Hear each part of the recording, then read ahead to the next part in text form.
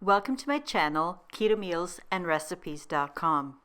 Today I'm going to be making my high-protein berry cottage cheese smoothie, which is a delicious 5-minute keto high-protein breakfast smoothie.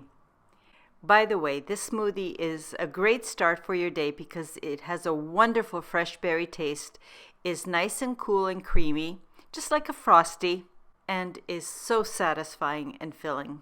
So you actually feel like you had a treat rather than just breakfast. Before continuing, I just want to add a quick reminder. If you're not getting your notifications of my newly posted videos, I do post every Thursday morning, so please check my channel and check out the new video I've posted. For your information, each 185 gram or 1 cup serving of this high protein cottage cheese smoothie has a macronutrient ratio of 2 to 1, with 13.1 grams of total carbs, 3.2 grams of dietary fiber, resulting in 9.9 grams of net carbs and 12.7 grams of protein per serving. One of the many things I really love about this smoothie is how quickly and easily you can make it. So if you're pressed for time in the morning, just get your blender, pour in the heavy whipping cream first, then drop in your smooth cottage cheese.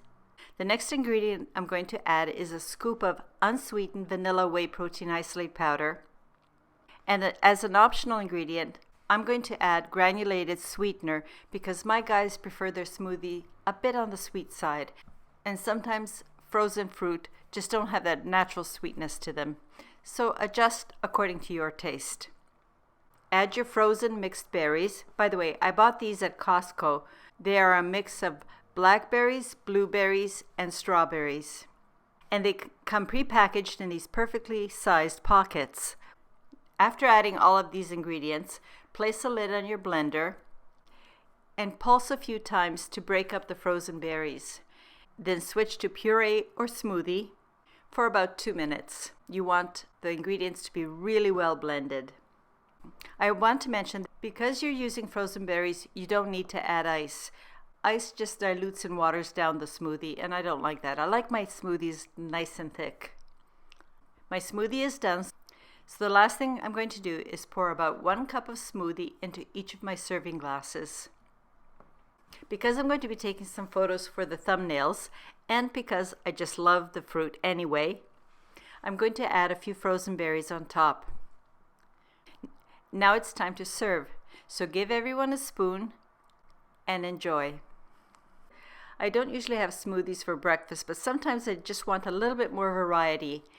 And I do love this one in particular because it's a quick and easy treat. Let me know what you think of this smoothie or what you prefer to have for your breakfast. Thank you very much for taking the time to watch my video.